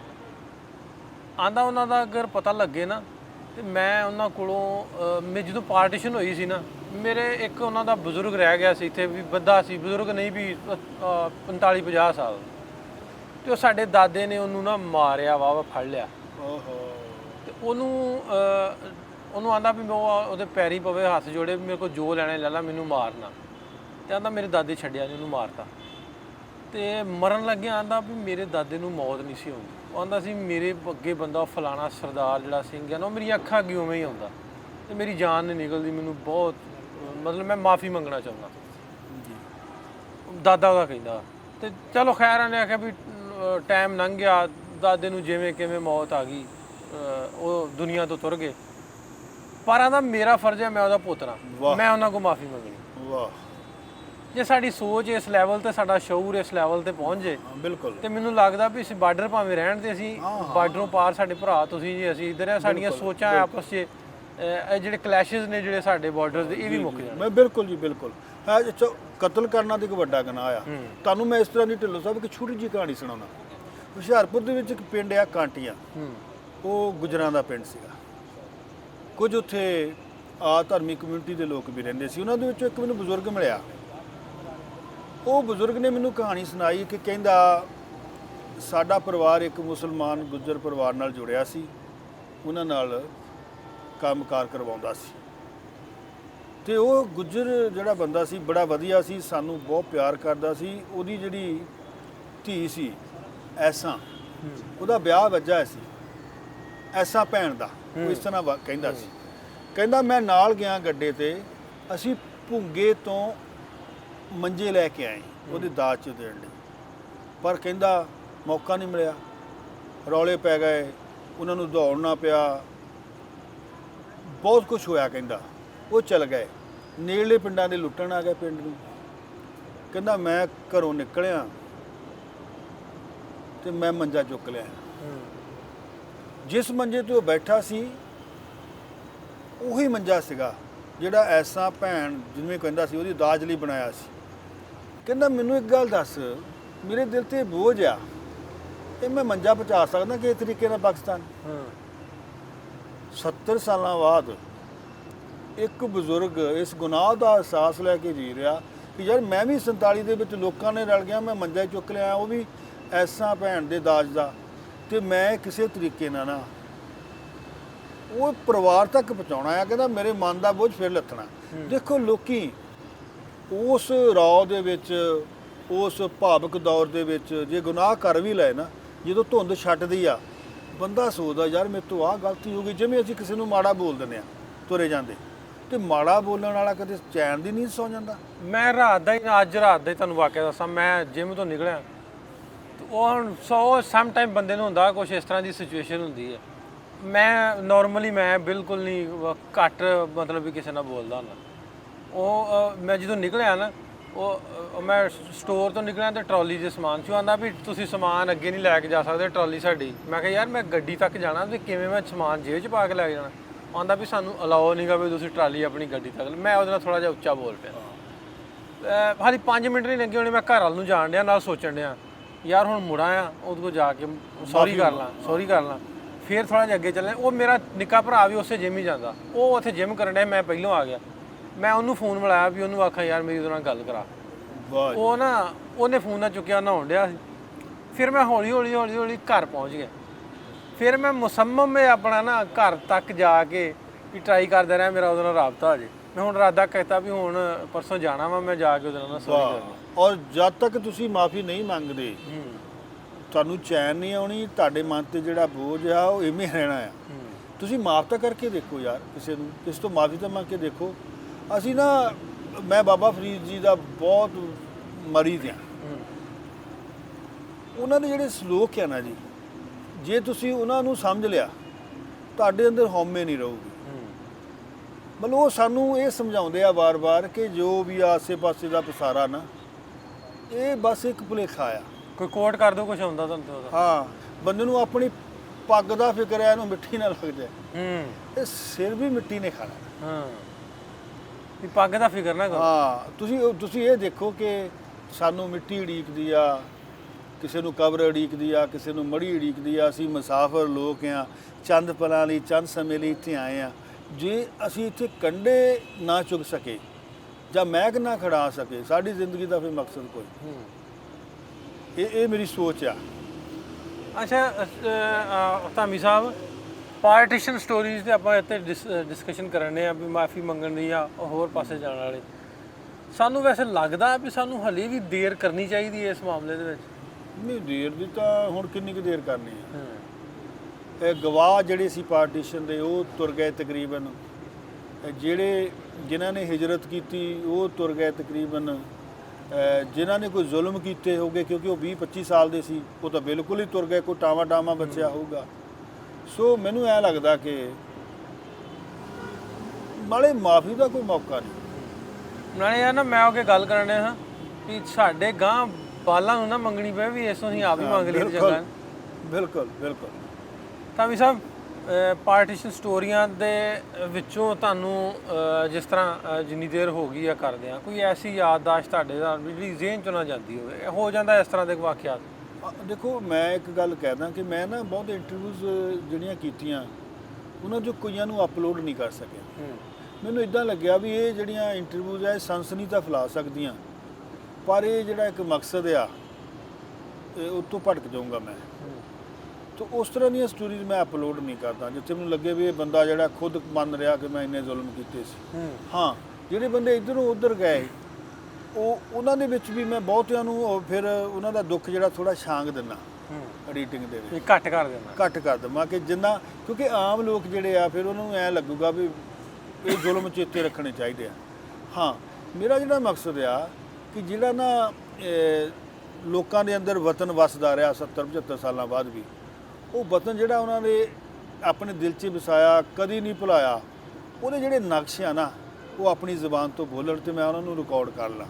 ਸੋ ਮੇਰੇ ਕੋਲ ਬੜੀਆਂ ਕਹਾਣੀਆਂ ਆ। ਇੱਕ ਬਜ਼ੁਰਗ ਨੇ ਮੈਨੂੰ ਆਪਣੀ ਮੁਹੱਬਤ ਦੀ ਕਹਾਣੀ ਵੀ ਸੁਣਾਈ ਸੀ। ਉਹ ਮੈਨੂੰ ਕਦੀ ਨਹੀਂ ਭੁੱਲਦੀ। ਉਹ 95 ਸਾਲ ਦਾ ਸੀਗਾ। ਮੈਂ ਉਹਨੂੰ ਕਿਹਾ, ਬਾਬਾ ਜੀ ਤੁਸੀਂ ਆਪਣੀ ਮੁਹੱਬਤ ਦੀ ਕਹਾਣੀ ਮੈਨੂੰ ਸੁਣਾਤੀ ਆ, ਤੇ ਪਰ ਮੈਂ ਇਹ ਨਾ ਤਾਂ ਨੈੱਟ 'ਤੇ ਚਾੜਨੀ ਆ ਤੇ ਨਾ ਮੈਂ, ਕਿਉਂਕਿ ਮੈਂ ਪੰਜਾਬੀ ਟ੍ਰਿਬਿਊਨ 'ਚ ਲਿਖਦਾ ਵੀ ਆ ਨਾ ਹਰੇਕ ਹਫ਼ਤੇ ਕਹਾਣੀ 2.5 ਸਾਲਾਂ ਤੋਂ, ਤੇ ਨਾ ਮੈਂ ਇਹ ਤੁਹਾਡੀ ਕਹਾਣੀ ਲਿਖਣੀ ਆ। ਤੁਹਾਡੀ ਔਲਾਦ ਨੇ ਤੁਹਾਨੂੰ ਬਹੁਤ ਬੁਰਾ ਭਲਾ ਕਹਿਣਾ। ਕਹਿੰਦਾ ਕਾਕਾ ਮੈਂ ਕਿੰਨੀ ਕੁ ਦੇਰ ਹੋਰ ਜੀਣਾ, ਮੈਨੂੰ ਸੱਚ ਬੋਲ ਲੈਣ ਤੇ। ਸੋ ਉਹਨੇ ਆਪਣੀ ਪ੍ਰੇਮ ਕਹਾਣੀ ਸੁਣਾਈ। ਸੋ ਕਿਸੇ ਕੋਲ ਪ੍ਰੇਮ ਆ, ਕਿਸੇ ਕੋਲ ਦੋਸਤਾਂ ਤੋਂ ਵਿਛੜੇ ਆ। 2 ਦੋਸਤਾਂ ਦੀ ਮੈਂ ਗੱਲਬਾਤ ਕਰਵਾਈ ਜੀ। ਇਹ ਗੁਜਰਾਤ ਦਾ ਕੋਈ ਪਿੰਡ ਸੀ, ਉੱਥੋਂ ਸਾਡੇ ਹੁਸ਼ਿਆਰਪੁਰ ਗਏ ਸੀ। ਗੱਲਬਾਤ ਕਰਵਾਈ, ਉਹ ਰੋਂਦੇ ਰਹੇ। ਖਾਸ ਤੌਰ 'ਤੇ ਜਿਹੜਾ ਬਜ਼ੁਰਗ ਇੱਧਰ ਸੀ ਗੁਜਰਾਤ ਵਾਲਾ, ਤੇ ਰੋਣ ਤੋਂ ਬਾਅਦ ਉਹ ਗੱਲ ਨਹੀਂ ਕਰ ਸਕੇ। ਉਹ ਸਾਡੇ ਵੱਲ ਦਾ ਬਜ਼ੁਰਗ ਕਹੀ ਵੀ ਜਾਵੇ, ਉਹ ਬੋਲ, ਉਹ ਮਮਦਾ ਬੋਲ, ਤੂੰ ਜਾ, ਤੈਨੂੰ ਹੋ ਕੀ ਗਿਆ, ਤੂੰ ਤਾਂ ਮਾੜਾ ਬੜਾ ਹੋ ਗਿਆ ਹੈ, ਤੂੰ ਕਿੰਨਾ ਤਕੜਾ ਹੁੰਦਾ ਸੀ। ਲਓ ਜੀ, ਉਹ ਨਹੀਂ ਬੋਲਿਆ। ਤੇ ਬਾਅਦ ਦੇ ਵਿੱਚ ਜਿਹੜਾ ਬੰਦਾ ਗੱਲਬਾਤ ਕਰਾਉਣ ਗਿਆ ਸੀ ਟਾਂਡੇ ਤੋਂ, ਉਹਨੇ ਇੱਕ ਮੈਨੂੰ ਫੋਨ ਕਰਕੇ ਕਿਹਾ, ਕਹਿੰਦਾ ਜੀ ਮੁਹੰਮਦ ਬਾਬਾ ਜੀ ਨੇ ਇੱਕ ਸੁਨੇਹਾ ਦਿੱਤਾ ਆ ਉਸ ਬਜ਼ੁਰਗ ਲਈ, ਸਿੱਖ ਬਜ਼ੁਰਗ ਲਈ। ਮੈਂ ਕੀ? ਕਹਿੰਦਾ ਉਹ ਕਹਿੰਦੇ ਅਗਲੇ ਜਨਮ 'ਚ ਜ਼ਰੂਰ ਮਿਲਾਂਗੇ। ਦੇਖੋ, ਕਦੀ ਨਹੀਂ ਮਿਲੇ ਉਹ, 75 ਸਾਲ ਹੋ ਗਏ ਆਪਣੀ ਮੁਹੱਬਤ ਨਾਲ ਲੈ ਕੇ ਜਿਉਂਦੇ ਰਹੇ, ਆਪਣੀਆਂ ਯਾਦਾਂ ਨਾਲ ਲੈ ਕੇ ਜਿਉਂਦੇ ਰਹੇ। ਫਿਰ ਜਦੋਂ ਕਿ ਬਿਲਕੁਲ ਔਧ ਹੰਢ ਗਈ ਆ ਅਤੇ ਮੌਤ ਦਸਤਕ ਦੇਣ ਲਈ ਤਿਆਰ ਆ, ਤੇ ਉਹ ਫਿਰ ਵੀ ਦੂਜੇ ਨਾਲ ਇਹ ਵਾਅਦਾ ਕਰ ਰਹੇ ਆ ਦੋਸਤ ਨਾਲ ਕਿ ਹੁਣ ਅਗਲੇ ਜਨਮ 'ਚ ਮਿਲਾਂਗੇ। ਅਗਲੇ ਜਨਮ 'ਚ ਮਿਲਾਂਗੇ। ਤੇ ਜਿਨ੍ਹਾਂ ਨੇ ਇਹਨੇ ਦੁੱਖ ਵੀ ਵੇਖੇ ਤੇ ਪਹਿਲਾਂ ਉਹਦੀਆਂ ਖੁਸ਼ੀਆਂ ਵੇਖੀਆਂ, ਰੱਬ ਥੋੜ੍ਹਾ ਉਹਨਾਂ ਨੂੰ ਜ਼ਰੂਰ ਉਹਨਾਂ ਦੀਆਂ ਖੁਆਇਸ਼ਾਂ ਅਗਲੇ ਜਨਮ 'ਚ ਪੂਰੀਆਂ ਕਰੇ, ਉਹਨਾਂ ਨੂੰ ਜੰਨਤ 'ਚ ਵੀ ਜਗ੍ਹਾ ਦੇਵੇ। ਮੈਂ ਤਾਂ ਕਹਿੰਦਾ ਹੁੰਦਾ ਵੀ ਇਹ ਕਹਾਣੀਆਂ ਜਿਹੜੀਆਂ ਨੇ ਦੁੱਖ ਨੇ ਸਾਡੇ ਕਿਤੇ ਨਾ ਕਿਤੇ ਜੁੜੇ ਆ ਸਾਡੇ ਨਾਲ। ਇਹ ਵੈਸੇ ਪ੍ਰੋਫੈਸ਼ਨਲਿਜ਼ਮ 'ਚ ਆਪਾਂ ਕਰ ਲਈਏ ਨਹੀਂ ਕਰ ਸਕਦੇ, ਕਹਾਣੀਆਂ ਸਟੋਰੀਆਂ ਨਹੀਂ ਆਪਾਂ ਕਰ ਸਕਦੇ ਜਿੰਨੀ ਦੇਰ ਤੱਕ ਤੁਹਾਡੇ ਅੰਦਰੋਂ ਨਾਲ ਜੁੜੀ ਹੋਵੇ ਗੱਲ। ਨਹੀਂ, ਜੇ ਆਪਾਂ ਇਹ ਸੋਚ ਲਈਏ ਕਿ ਇਹ ਸਿਰਫ ਇੱਕ ਕਿੱਤਾ ਆ, ਫਿਰ ਕਿੱਤੇ ਬੜੇ ਆ।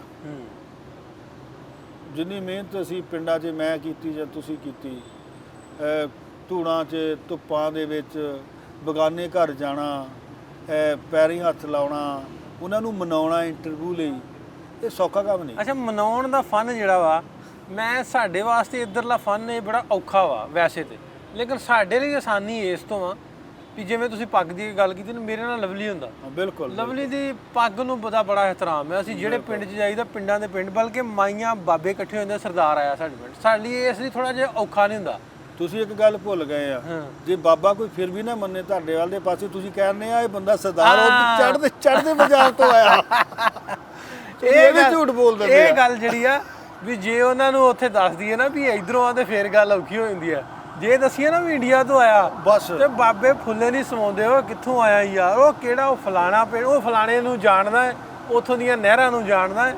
ਉਹ ਤਾਂ ਕਈ ਵਾਰੀ ਇਹ ਵੀ ਕਹਿਣ ਲੱਭਦੇ ਤੂੰ ਸੁਦਾਗਰ ਸਿੰਘ ਦਾ ਪੋਤਾ ਤਾਂ ਨਹੀਂ। ਹਾਂ, ਬਿਲਕੁਲ 100% ਤੁਸੀਂ ਇਹ ਤੁਸੀਂ ਸੁਦਾਗਰ ਸਿੰਘ ਵਾਲੀ ਸੁਣੀ ਹੋਣੀ ਲੱਗਦਾ। ਨਹੀਂ, ਫਿਰ ਮੈਨੂੰ ਇਹ ਗੱਲਾਂ ਸੁਣਦਾ ਰਹਿਣਾ, ਮੈਂ ਸੁਣਦਾ ਰਹਿਣਾ ਤੁਹਾਡਾ, ਮੈਂ ਸਭ ਦੇਖਦਾ ਰਹਿਣਾ। ਤੇ ਮਤਲਬ ਦੇਖੋ, ਇਹ ਇੱਕ ਇਸ ਤਰ੍ਹਾਂ ਦੀ ਗੱਲ ਆ, ਮੈਂ ਇੱਕ ਵਾਰ ਨਾ ਪਹਾੜਾਂ ਵੱਲ ਗਿਆ। ਢਿੱਲੋਂ ਸਾਹਿਬ, ਉਸ ਬੰਦੇ ਦੀ ਕਹਾਣੀ ਜਿਹੜੀ ਆ, ਕਹਾਣੀ ਕਹਿੰਦੇ ਆ ਵੀ ਬਹੁਤ ਛੋਟਾ ਸ਼ਬਦ ਆ, ਜੋ ਉਹਨਾਂ ਨਾਲ ਵਾਪਰਿਆ ਉਹ ਬੜਾ ਹੀ ਦਰਦਨਾਕ ਸੀ। 30 ਬੰਦਿਆਂ ਨੂੰ ਘੇਰ ਲਿਆ ਗਿਆ,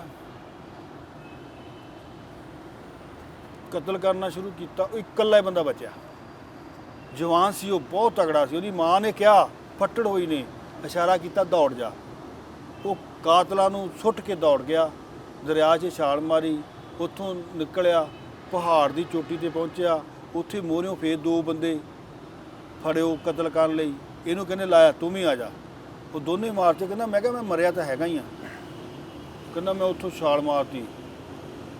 ਉਹ ਬੜੀ ਮੁਸ਼ਕਲ ਨਾਲ ਉਹ ਬੰਦਾ ਆਪਣੇ ਨਾਨਕਿਆਂ ਦੇ ਪਿੰਡ ਪਹੁੰਚਿਆ। ਤੇ ਮੈਨੂੰ ਉਹਦੀ ਕਹਾਣੀ ਇਹ ਕਿਸੇ ਹੋਰ ਤੋਂ ਪਤਾ ਲੱਗੀ ਸੀ। ਜਦੋਂ ਮੈਂ ਉਹਨੂੰ ਮਿਲਣ ਗਿਆ ਜੀ, ਢਿੱਲੋਂ ਸਾਹਿਬ, ਬੜਾ ਔਖਾ ਹੋ ਕੇ ਗਿਆ। ਜਦੋਂ ਮੈਂ ਉਹਦੇ ਕੋਲ ਗਿਆ, ਕਹਿੰਦਾ ਅਸੀਂ ਨਹੀਂ ਗੱਲ ਕਰਨੀ। ਮੈਂ ਮਨਾਇਆ। ਮੈਂ ਇਹ ਹੀ ਗੱਲ ਹੁਣੇ ਪੁੱਛਣੀ ਸੀ ਵੀ ਤੁਹਾਡੇ ਮਨਾਉਣ ਦਾ ਤਰੀਕਾਕਾਰ ਡਿਫਰੈਂਟ ਆ ਤੇ ਬੜਾ ਵਧੀਆ ਵਾ, ਵੀ ਇਹ ਕਿਸ ਤਰ੍ਹਾਂ ਕਰਦੇ ਜੀ? ਸਬਰ ਰੱਖਣਾ ਪੈਂਦਾ, ਕਾਹਲ ਨਾ ਕਰੋ। ਤੇ ਇੱਜ਼ਤ ਮੈਂ ਵੈਸੇ ਹੀ ਕਰਦਾ ਬਜ਼ੁਰਗਾਂ ਦੀ। ਮੈਂ ਐਂ ਹੀ ਲੰਘਦਾ ਹੋਵਾਂ ਨਾ, ਜਿੱਦਾਂ ਮੰਨ ਲਓ ਕੋਈ ਬਜ਼ੁਰਗ ਲੰਘੇ, ਮੇਰਾ ਸਿਰ ਝੁਕ ਜਾਂਦਾ। ਮੈਨੂੰ ਇੱਦਾਂ ਲੱਗਦਾ ਵੀ ਇੱਕ ਤਜਰਬਿਆਂ ਦਾ ਇੱਕ ਬਹੁਤ ਵੱਡਾ ਖਜ਼ਾਨਾ ਜਾ ਰਿਹਾ। ਇਹਦੇ ਕੋਲ ਬਹੁਤ ਕੁਛ ਆ ਜਿਹੜਾ ਸਾਡੇ ਕੋਲ ਨਹੀਂ। ਇਹਨਾਂ ਦੀ ਅੱਖਾਂ ਨੇ ਬਹੁਤ ਕੁਝ ਵੇਖਿਆ ਜਿਹੜਾ ਅਸੀਂ ਦੇਖ ਨਹੀਂ ਸਕਦੇ। ਬਸ ਉਹ ਇੱਕ ਨਾ ਹਲੀਮੀ, ਸਬਰ, ਝੁਕ ਕੇ ਮਿਲਣਾ, ਬਸ ਇਸੇ ਤਰ੍ਹਾਂ ਹੌਲੀ ਹੌਲੀ ਆਪਣਿਆਂ ਵਾਂਗ ਉਹਦੀ ਜ਼ੁਬਾਨ 'ਚ, ਉਹਦੇ ਲੈਵਲ 'ਤੇ ਆ ਕੇ। ਬਜ਼ੁਰਗ ਬੜਾ ਡਰਦੇ ਆ ਵੀ ਪੜ੍ਹਿਆ ਲਿਖਿਆ, ਮੈਂ ਪੜ੍ਹਿਆ ਲਿਖਿਆ ਬਣਿਆ ਨਹੀਂ ਕਦੀ। ਪਹਿਲੋਂ ਲੱਗਦਾ ਸੀ ਵੀ ਯਾਰ ਇਹ ਲੋਕ ਮਜ਼ਾਕ ਵੀ ਕਰਦੇ ਸੀ ਕਿਤੇ ਨਾ ਕਿਤੇ ਨਾ, ਇਹ ਤੁਸੀਂ ਕੀ ਪੰਨਿਆਂ 'ਚ ਫਿਰਦੇ ਰਹਿੰਦੇ ਜੀ। ਤੇ ਹੁਣ ਉਹੀ ਲੋਕ ਜਿਹੜੀ ਇੱਜ਼ਤ ਵੀ ਕਰਦੇ, ਇਦਾਂ ਤੁਹਾਡਾ ਵੀ ਹੁੰਦਾ ਸੀ ਪਹਿਲਾਂ? ਨਹੀਂ, ਮਜ਼ਾਕ ਤਾਂ ਚਲੋ ਘੱਟ ਕਰਦੇ ਆ, ਗੌਲ ਦੇ ਘੱਟ ਸੀਗੇ। ਪਰ ਮੈਨੂੰ ਐਂ ਲੱਗਦਾ ਵੀ ਇਸ ਆਪਣੀ ਧੁਨ 'ਚ ਆਪਣੇ ਰਾਸਤੇ ਤੁਰੇ ਗਏ, ਪਰ ਉਹਦਾ ਜਿੱਦਾਂ ਕਹਿੰਦੇ ਫਲ ਹੁਣ ਮਿਲ ਰਿਹਾ। ਇੰਨੀ ਇੱਜ਼ਤ ਸਾਰੇ ਪਾਸੋਂ ਮਿਲੀ ਆ। ਲੋਕਾਂ ਨੇ ਮਹਿਸੂਸ ਕੀਤਾ ਵੀ ਆ ਜਿਹੜਾ ਇਹ ਝੱਲਾ ਜਿਹਾ ਬੰਦਾ ਐਵੇਂ ਨਹੀਂ ਤੁਰਿਆ ਫਿਰਦਾ ਸੀ, ਇਹਦੇ ਅੰਦਰ ਵੀ ਕੋਈ ਇਸ਼ਕ ਸੀਗਾ, ਲਗਨ ਸੀ। ਇਹ ਵਾਕਈ ਆਪਣੀ ਨਾ ਸਿਰਫ ਬਜ਼ੁਰਗਾਂ ਦੀਆਂ ਗੱਲਾਂ, ਯਾਦਾਂ ਨੂੰ ਸੰਭਾਲਣਾ ਚਾਹੁੰਦਾ ਸੀ। ਇਹ ਭਾਸ਼ਾ ਦੇ ਐਂਗਲ ਤੋਂ ਵੀ ਆਪਾਂ ਦੇਖੀਏ, ਜਿਹੜੀ ਜ਼ੁਬਾਨ ਬਜ਼ੁਰਗਾਂ ਕੋਲ ਆ ਸਾਡੇ ਕੋਲ ਨਹੀਂ। ਸਾਡੀ ਜ਼ੁਬਾਨ ਦੇ ਵਿੱਚ ਹੋਰ ਸ਼ਬਦ ਆ ਬੜੇ ਆ। ਉਹ ਜਿਹੜੀ ਉਹ ਠੇਠ ਪੰਜਾਬੀ ਆ ਸੀ ਉਹ ਵੀ ਸੰਭਾਲ ਲਈ ਹੈ ਨਾ ਵੀਡੀਓ ਦੇ ਸਾਰੇ।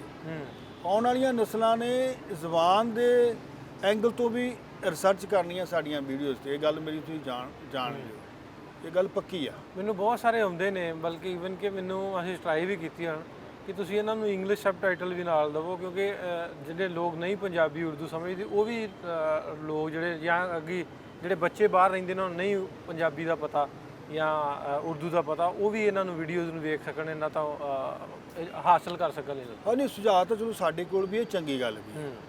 ਮੇਰਾ ਖਿਆਲ ਸਾਡੀਆਂ ਉਹ ਜਨਰੇਸ਼ਨ ਜਿਹੜੀਆਂ ਜਾਂ ਕਿਸੇ ਹੋਰ ਦੇਸ਼ ਦੇ ਲੋਕ ਵੀ ਜਿਹੜੇ ਜਾਣਨਾ ਚਾਹੁੰਦੇ ਹੁਣ ਵੀ ਕਿ ਕਿਸ ਤਰ੍ਹਾਂ ਦਾ ਕੰਮ ਹੋਇਆ ਸੀ ਇੱਥੇ, ਕਿਸ ਤਰ੍ਹਾਂ ਲੋਕਾਂ ਨੇ ਹਿਜਰਤ ਕੀਤੀ, ਕਿਵੇਂ ਉਹ ਕਿਸ ਤਰ੍ਹਾਂ ਦੀਆਂ ਯਾਦਾਂ ਸੁਣਾਉਂਦੇ ਆ। ਇੰਗਲਿਸ਼ ਸਬਟਾਈਟਲਸ ਦਾ ਮੇਰਾ ਖਿਆਲ ਸੁਝਾਅ ਠੀਕ ਆ, ਇਹ ਮੰਨ ਲੈਣਾ ਚਾਹੀਦਾ। ਜੇ ਕੋਈ ਕਰ ਸਕਦਾ ਤੁਸੀਂ ਕਰ ਸਕਦੇ ਆ। ਅੱਛਾ ਧਾਮੀ ਸਾਹਿਬ, ਥੋੜਾ ਜਿਹਾ ਆਪਾਂ ਲਾਗੇ ਲਾਈਏ ਆਪਣੇ ਪ੍ਰੋਗਰਾਮ ਨੂੰ। ਵਾਹਵਾ ਲੰਮਾ ਆਪਾਂ ਕਰ ਲਿਆ, ਵੇਖਣ ਵਾਲੇ ਵੀ ਨਾ ਦੁਬੋਰ ਹੋਣ ਜੀ। ਤੇ ਕਿਸ ਤਰ੍ਹਾਂ ਹੁਣ ਆਉਣ ਵਾਲੇ ਟਾਈਮ ਦੇ ਵਿੱਚ, ਫਿਊਚਰ ਦੇ ਵਿੱਚ, ਜਿਸ ਤਰ੍ਹਾਂ ਤੁਸੀਂ ਇੱਥੇ ਆਏ ਹੋ, ਸਾਡਾ ਵੀ ਸਬਬ ਲੱਗੇਗਾ, ਰੱਬ ਸੋਹਣਾ ਖੈਰ ਕਰੇ, ਕਿ ਇਹ ਕਹਾਣੀਆਂ ਜਿਹੜੀਆਂ ਜਿਸ ਤਰ੍ਹਾਂ ਵੀ ਬਜ਼ੁਰਗਾਂ ਨੂੰ ਮਿਲਾਇਆ, ਮੈਨੂੰ ਲੱਗਦਾ ਵੀ ਜਿਵੇਂ ਪਿਛਲੇ ਦਿਨਾਂ 'ਚ 74 ਸਾਲਾਂ ਵਾਲੀ ਸਟੋਰੀ ਤੁਸੀਂ ਵੇਖੀ ਹੋਣੀ ਨਾ, ਇਸ ਤਰ੍ਹਾਂ ਦੀਆਂ ਬਹੁਤ ਸਾਰੀਆਂ ਸਟੋਰੀਆਂ ਹੋਰ ਇਸ ਸਟੋਰੀ ਤੋਂ ਬਾਅਦ ਮੇਰੇ ਕੋਲ ਆਈਆਂ। ਉਹ ਅਸੀਂ ਕਰ ਸਕਦੇ ਹਾਂ ਕਿ ਅਗਰ ਸਾਡੀ ਪਹੁੰਚ ਉੱਥੇ ਤੱਕ ਹੋਵੇ, ਨੂੰ ਈਜ਼ੀਲੀ ਜਾ ਸਕੀਏ ਉੱਥੇ।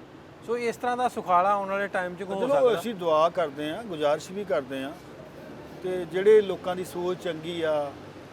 ਹੁਣ ਜੇ ਮੈਂ 630 ਵੀਡੀਓ ਬਣਾਈਆਂ, ਮੇਰੀ ਜਿਹੜੀ ਸੋਚ ਆ ਉਹ ਸਭ ਨੂੰ ਪਤਾ ਕਿ ਮੈਂ ਪਿਆਰ ਮੁਹੱਬਤ ਦੀ ਗੱਲ ਕਰਦਾ, ਤੁਹਾਡੀ ਸੋਚ ਦਾ ਵੀ ਪਤਾ ਸਾਰਿਆਂ ਨੂੰ। ਸੋ ਇਸ ਤਰ੍ਹਾਂ ਦੀ ਸੋਚ ਦੇ ਬੰਦਿਆਂ ਨੂੰ ਲਾਂਘੇ ਦੇਣੇ ਚਾਹੀਦੇ ਆ। ਇਹ ਸੌਖਾ ਵੀਜ਼ਾ ਦੇਣਾ ਚਾਹੀਦਾ, ਬਜ਼ੁਰਗਾਂ ਨੂੰ ਤਾਂ ਵੀਜ਼ਾ ਦੇਣਾ ਹੀ ਚਾਹੀਦਾ। ਇਸ ਤਰ੍ਹਾਂ ਦੀ ਸੋਚ ਦੇ ਬੰਦਿਆਂ ਨੂੰ ਵੀ ਦੇਣਾ ਚਾਹੀਦਾ ਜਿਹੜੇ ਮੁਹੱਬਤ ਦੇ ਮਿਸ਼ਨ ਨੂੰ ਲੈ ਕੇ ਚੱਲੇ ਆ। ਚਲੋ ਮੈਂ ਤਾਂ ਦੁਆ ਕਰਦਾ ਵੀ ਤੁਸੀਂ ਆਓ ਤੇ ਆ ਕੇ ਸਾਡੇ ਉਸ ਚੜ੍ਹਦੇ ਪੰਜਾਬ ਦੇ ਵੀ ਜਿਹੜੇ ਆ ਰੰਗ ਉਹ ਬਾਣੋ। ਬਹੁਤ ਸ਼ੁਕਰੀਆ ਸਰ ਤੁਹਾਡਾ, ਮਿਹਰਬਾਨੀ ਤੁਹਾਡੀ। ਉਮੀਦ ਕਰਦੇ ਹਾਂ ਪਾਕਿਸਤਾਨ ਦੀ ਯਾਤਰਾ ਸਫ਼ਰ ਤੁਹਾਡਾ ਵਧੀਆ ਲੱਗਾ ਹੋਏਗਾ, ਤੇ ਇਹ ਜ਼ਰੂਰ ਜਾ ਕੇ ਆਪਣੇ ਆਂਢ ਗੁਆਂਢ ਦੋਸਤਾਂ ਨਾਲ ਸ਼ੇਅਰ ਵੀ ਕਰਨਾ ਵੀ ਪਾਕਿਸਤਾਨ ਦਾ ਐਕਸਪੀਰੀਅੰਸ ਕਿੱਦਾਂ ਦਾ ਰਿਹਾ। ਜ਼ਰੂਰ ਜੇ ਤੁਸੀਂ ਸੁਣਦੇ ਜੇ ਜੋ ਮੀਡੀਆ ਨੇ ਅੱਜ ਤੱਕ ਦੱਸਿਆ ਉਹ ਨਹੀਂ ਹੈਗਾ। ਲਓ ਜੀ, ਮੈਂ ਇੱਕ ਵਿਸ਼ੇਸ਼ ਵੀਡੀਓ ਪਾਉਂਗਾ ਆਪਣੇ ਜਿਹੜੇ ਐਕਸਪੀਰੀਅੰਸ ਆ, ਅਖਬਾਰ 'ਚ ਵੀ ਲਿਖੂੰਗਾ। ਬਹੁਤ ਸ਼ੁਕਰੀਆ ਤੁਹਾਡਾ, ਮਿਹਰਬਾਨੀ।